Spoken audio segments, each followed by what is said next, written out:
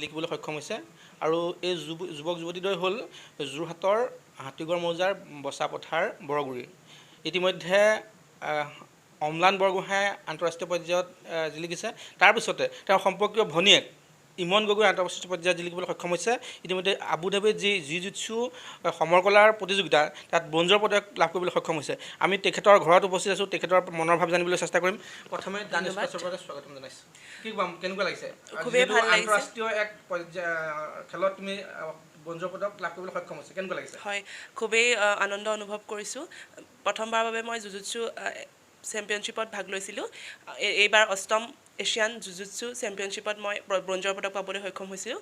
মহিলা শাখাৰ ফাইটিং চিষ্টেমৰ +70 kg ওজনত মই প্ৰতিযোগিতাত ভাগ কৰিছিলোঁ আৰু তাত ব্ৰঞ্জৰ পদক পাব সক্ষম হৈছিলোঁ। ভাৰতৰ বাহিৰত যিহেতু প্ৰতিযোগিতা হৈছে, তুমি যাবলৈ কেনেকুৱা লাগিছিলে বা কেনেকৈ সহায় হৈছিলে, কাৰোবাৰ সহায় হৈছিলে? হয়,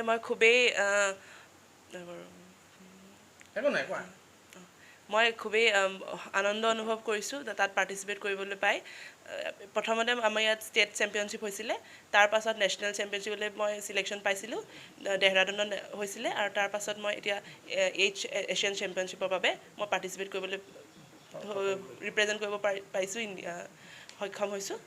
খেলো ইণ্ডিয়াটো খেলিছিলে? হয়, মই পূৰ্বে 2022 চনত বেংগালুৰুত অনুষ্ঠিত খেলো ইণ্ডিয়া ইউনিভাৰ্চিটি গেমছত ডিব্ৰুগড় বিশ্ববিদ্যালয়ক ৰিপ্ৰেজেণ্ট কৰি চিলভাৰ পদক পাবলৈ সক্ষম হৈছোঁ। পূৰ্বে জাপানত যি কাৰাটে প্ৰতিযোগিতা হৈছে তাত কেনেকুৱা পাৰফৰ্মেঞ্চ হৈছে?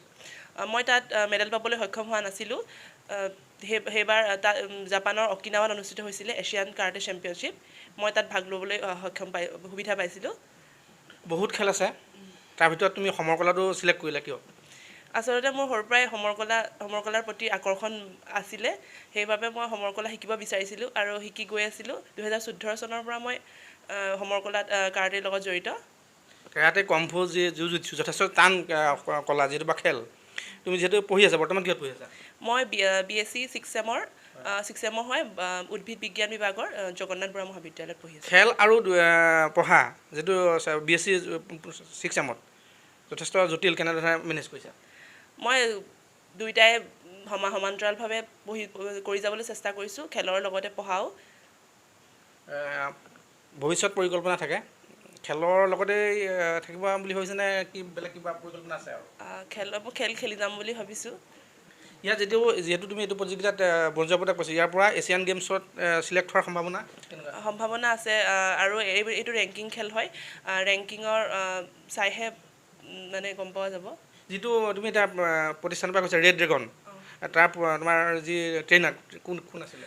দেৱাশিষ শইকীয়াৰ ওচৰত মই শিকি আছোঁ, আৰু দুটা ক্লাবত শিকোঁ, east Jorhat karate association, rainforest research ইনষ্টিটিউটত অৱস্থিত, আৰু আন এটা red dragon martial arts academy বঙালপুখুৰীত অৱস্থিত। যথেষ্ট অৰ্থৰ প্ৰয়োজন হয়, যিহেতু বিদেশলৈ গৈছা, কেনেধৰণে মেনেজ হৈছে? মোক সমীৰণ বৰুৱা ছাৰেও সহযোগ আগবঢ়াইছিলে, আৰু বাকীখিনি মোৰ মা দেউতাৰ সম্পূৰ্ণ সহযোগিতা আছে। মা দেউতাই খেলৰ ক্ষেত্ৰত কেনেদৰে ইনস্পিৰেশ্যন? মোক সৰুৰে পৰাই বহুত মানে উৎসাহ, উদ্দীপনা আৰু সহায় সহযোগিতাৰ পৰা আদি কৰি সকলো ধৰণৰ মানে মোক ইনস্পায়াৰ কৰি আছে আজিলৈকে। অলিম্পিক খেলিম বুলি ভাবিছেনে? ইচ্ছা আছে। অলিম্পিক খেলিবলৈ ইচ্ছা আছে। ইমনৰ মাক আছে, আচলতে মাকৰ পৰা আমি তেখেতৰ ভাষ্য ল'ম, কেনেধৰণে আছিলে ইমনক সহায় কৰিছে খেলৰ ক্ষেত্ৰত, মাকৰ পৰাও ভাষ্য ল'ম। যিহেতু আপোনাৰ ছোৱালীয়ে আন্তঃৰাষ্ট্ৰীয় পৰ্যায়ত এক সুনাম অৰ্জন কৰিবলৈ সক্ষম হৈছে, আপুনি কেনেধৰণে সহায় কৰিছে বা মাক দেউতাকে কেনেধৰণে সহায় কৰিছে? আমি যথেষ্ট কষ্ট কৰিবলগীয়া হৈছে, কিয়নো তাই পঢ়া আৰু খেলা দুয়োটাকে সমানে নিয়াবলগীয়া হৈছে। তাৰ কাৰণে আমি অকণমান তাইক ছাপোৰ্ট দি আছোঁ, আৰু বাকী ছাৰ, তাই যি দেৱাশিষ শইকীয়া ছাৰ, তেখেতেও তাইক বহুত ছাপোৰ্ট দিছে। বাকী দুটা ক্লাব তাই য'ত শিকে, দুয়োটা ক্লাবৰ সকলোখিনি অভিভাৱিকাই তাইক সম্পূৰ্ণ ছাপোৰ্ট কৰে। ষ্টেটেও ছাপোৰ্ট কৰিছে, আৰু ইণ্ডিয়ান টীমেও তাইক সম্পূৰ্ণ ছাপোৰ্ট কৰিছে। চৰকাৰী পক্ষৰ পৰা কিবা সুবিধা পায় নেকি, এই ক্ষেত্ৰত পাইছে নেকি? আগতে কাৰাটেত পাইছিলে, মেডেল পোৱাৰ পিছত খেলো ইণ্ডিয়া ইউনিভাৰ্চিটি গেমছৰ ফালৰ পৰা চৰকাৰৰ ফালৰ পৰা 50,000 পাইছিলে, মাজে মাজে 10,000 পাই থকা হৈছিলে। হয়, এয়া আছিল ইমনৰ মাক দেউতাকে যথেষ্ট কষ্ট কৰিছে তেখেতক আগুৱাই নিয়াত, আৰু ইমনলৈ আমি আচলতে যথেষ্ট শুভেচ্ছা জ্ঞাপন কৰিছোঁ। তেখেতে যাতে অলিম্পিকত নাম এছিয়ান গেমছ তাৰপাছত অলিম্পিকত গৈ তেখেতে অসম তথা যোৰহাট তথা হাতীগড়লৈ সুনাম কঢ়িয়াই আনিব পাৰে, আমি তেখেতলৈ শুভেচ্ছা জ্ঞাপন কৰিছোঁ।